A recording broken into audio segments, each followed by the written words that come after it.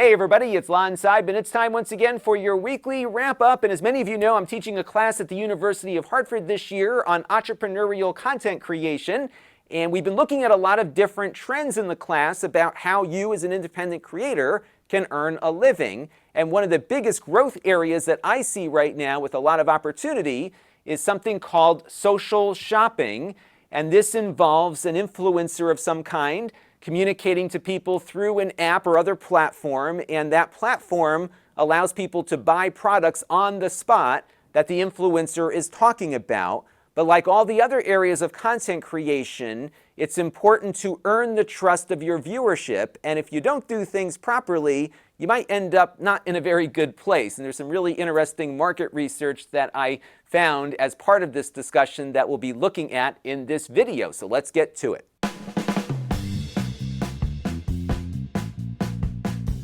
Now, to get a really good overview of how this works in China, Bloomberg did a great story on this last year that you can find at Lon.TV/China Live. They followed a couple of the more popular influencers there to talk about exactly how this trend came about, how the pandemic kind of accelerated things, and just how big the numbers are here, not only in viewership, but in sales dollars. And additionally, a market research company called McKinsey Digital did a deep dive into this trend overseas and how it is growing.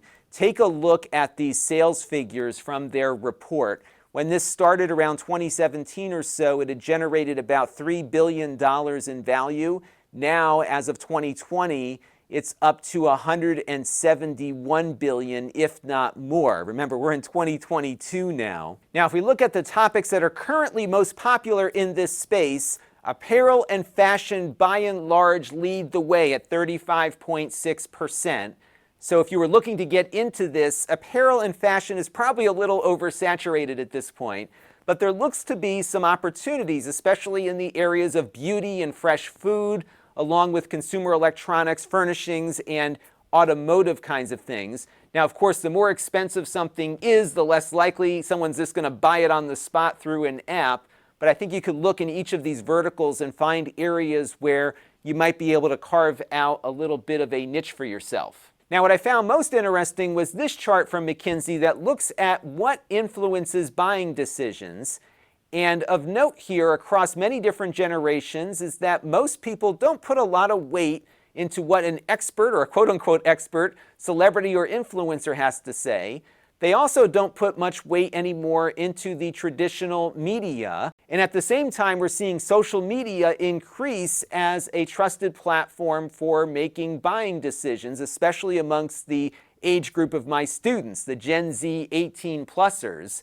And I think what's really important to parse out of this data is that they are seeking out trusted voices as opposed to influencers, because that influencer number did go from 6 to 10 when comparing millennials to Gen Zers, but that's just a very small increase compared to the much larger increase in social media as a trustworthy platform. So I think what's starting to happen here is that the trusted voices are starting to rise to the top on these platforms. Certainly the algorithms are kind of gearing themselves in that direction to a degree, and I think it's important that if you're setting off in this space, yes, you can make a lot of quick, easy money doing payola for whoever has a check for you, but if you take the time to build trust and run your content creation ethically, you're going to be much more successful in the long term by doing things the right way, and that's the message that I've been delivering to my students in class. Now, one other note here, you'll notice that the Gen Z 13 to 17-year-olds value friends or family or offline discussions far more than their 18-plus counterparts.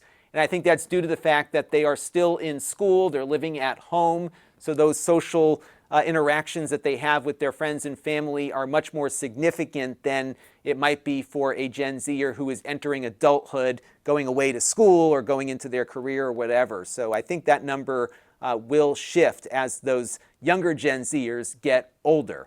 Let's take a look, though, at what some of the platforms are doing in this space right now. We'll start with the one that I primarily post to, which is YouTube. And YouTube did an experiment over the holiday season where they picked a few YouTube creators to do live shopping during the holiday rush here.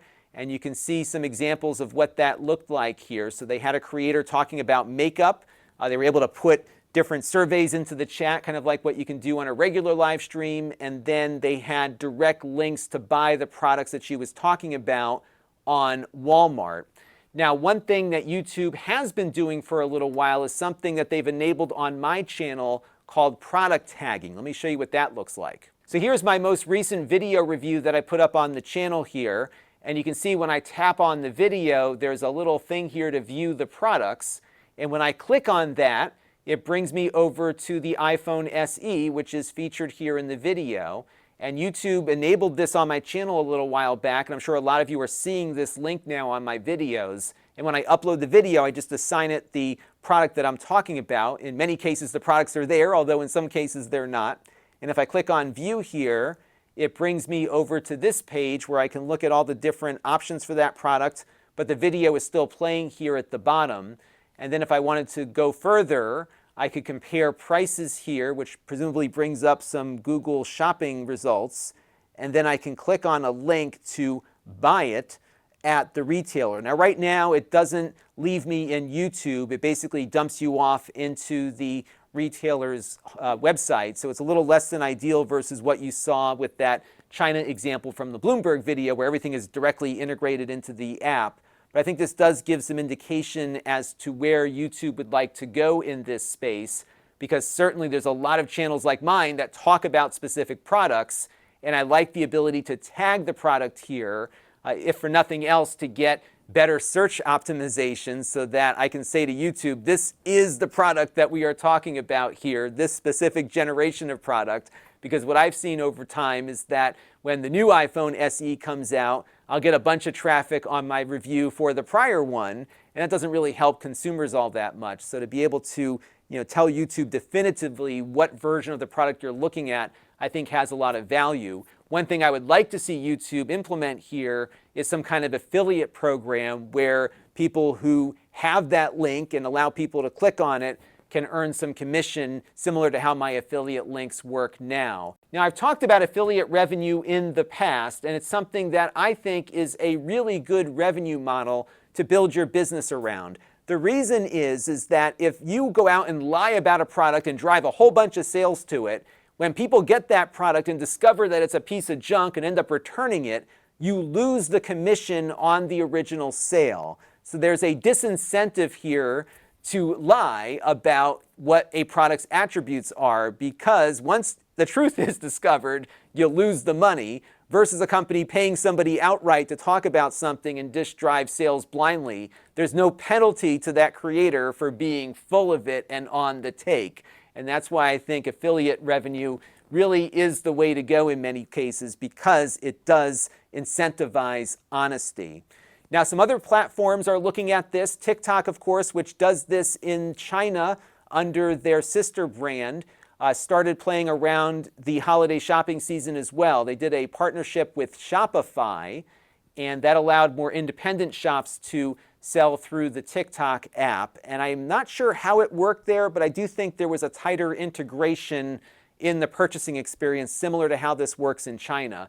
And I was surprised that TikTok hasn't been more aggressive about this, given they have the infrastructure built in China and they're likely making a few $1 billion a year on it overseas. They really haven't approached it as aggressively on the Western version of their platform. Now, Amazon has been very aggressive, primarily because they have the infrastructure and the retail capacity, and they have a platform called Amazon Live. I've been streaming on there for quite a while now. In fact, if you look behind me, I've got a little trophy underneath my YouTube trophy because I hit their A-list for follower count. And I've had a lot of fun there. And I haven't been doing too much of the home shopping club kind of stuff. But what I like to do is that when I get a new product in to review, we start working on it together. And it's been really fun to bring people in to help kind of guide what the review process will look like down the road. And what I've also been doing is actually recording some of my videos live in a live stream so that I can maximize the use of my time. Now you can find Amazon Live by going to amazon.com/live.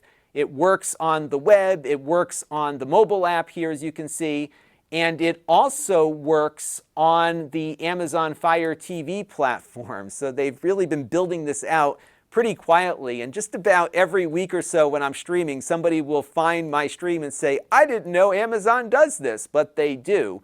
Let me show you how this works here. So right now, it looks like we've got a bunch of people that are currently live.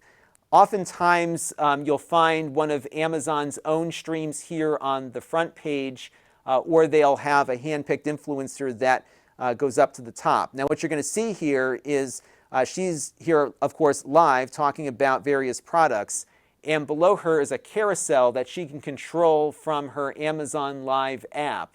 And so what will happen here as she shifts from one product to the other, you will actually see this carousel here change its focus so you know exactly what she's talking about. Let me switch over here to my friend Melody Johnson, who interviewed me for her podcast recently, and you can see that she's doing something right now on some disposable face towels.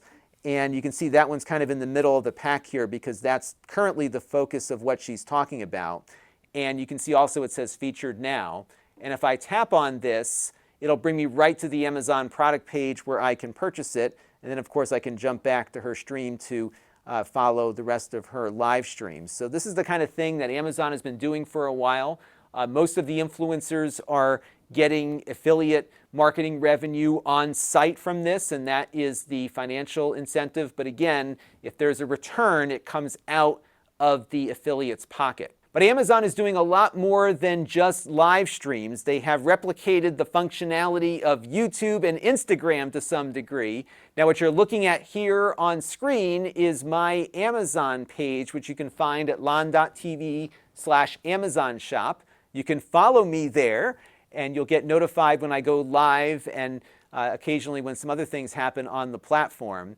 And what they're working on here is really replicating things that you might see on Instagram and YouTube. So for example, we've got a bulk of my YouTube video library up here.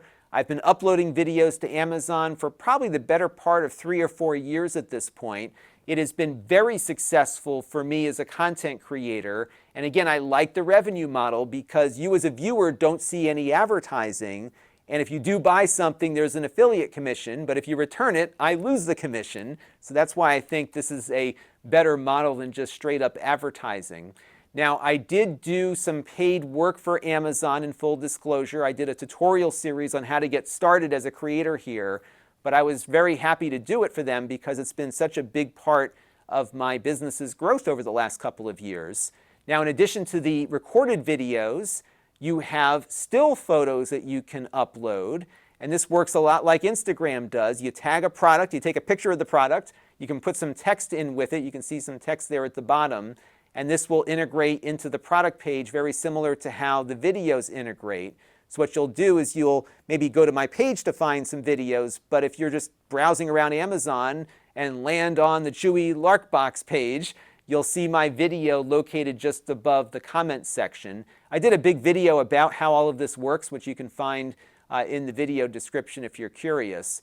Another feature of Amazon is that you can create lists of products and provide a single link that will bring people right to a list of different things that you've covered. So for example, this was the video we did about turning a Raspberry Pi into a DVR server, and these are all the components that in this case, Channels recommended people get to make their Raspberry Pi work as one of those DVR servers. So they make it really easy, I think, to build out a presence in this new social shopping space and at the same time disincentivize people from being dishonest. In fact, they have as part of their rules that you need to properly disclose things in order to be on the platform, which I was very happy to see. And again, you can find this page at Lon.TV/Amazon shop. It will not push videos out to you, though, the same way that YouTube works. So it does work a little different. It's more product focused, but for me as a very product focused channel, I think it's been a very good match for what I do. So keep an eye on this social shopping space. And I think if you're somebody who is looking to get into independent content creation, this is an area where there's a lot of opportunity because it's very new in many parts of the world. And when you get into something early in this space, you're often in a much better place than if you get in later. So if you are looking at content creation, this might be a place to do it, but really, really focus on ethics and building a good disclosure policy so that you can earn the trust of the people that will be discovering you on these platforms. Now, this week's wrap-up is being brought to you by all of you, as always, and I want to thank a super chatter, Mark Bollinger, for making a contribution during one of those simulcasted live streams the other day, so thank you very much to Mark. I also want to welcome a new supporter on the channel, Francesco Verado, who contributed via the YouTube membership program. I want to thank both of you for contributing this week and everyone who's been contributing on an ongoing basis, and all of you who watch on a regular basis too, because all of those things equal channel growth. Now, if you want to support the channel, you can. You can go to Lon.TV/support and make a monthly or a one-time contribution to the channel. We also support Floatplane, Patreon, and of course the YouTube membership program. We have other places where you can find me, especially that Amazon page that we mentioned earlier. But I also have a podcast, which is an audio version of this show that goes up every Wednesday. And then when I have interviews, I also throw those into the podcast feed as well. I would love to do more podcasting, but I just don't get a lot of traffic on the podcast feed, nor do I see a lot of traffic from the interviews that I do here on YouTube. But one day, we'll get there. We also have my Extras channel where I do unboxings and supplementary content. You can engage with the channel through my very infrequent email list at Lon.TV/email. We also have the Facebook group and the Discord. We also recently started up a Telegram page that you can find at Lon.TV/Telegram, and I've been experimenting with different content up on there as well. I think I've got about 70 of you on there. So we're going to keep experimenting with all sorts of ways to get the content out there. And then, of course, we have my store where I sell previously reviewed items that you can buy for prices lower than new, but there's only one of everything because it's the actual device that was on the table.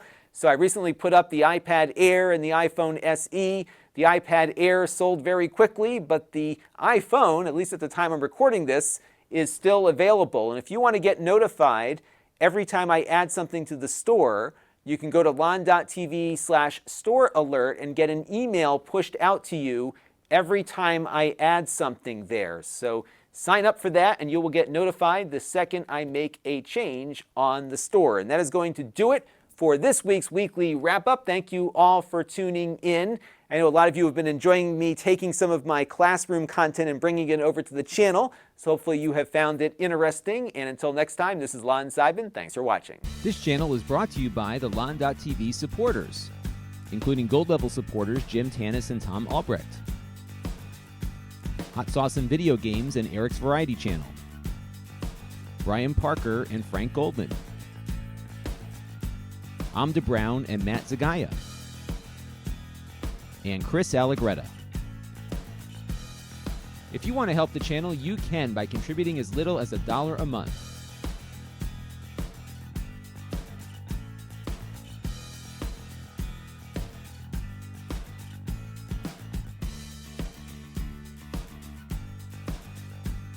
Head over to Lon.TV/support to learn more.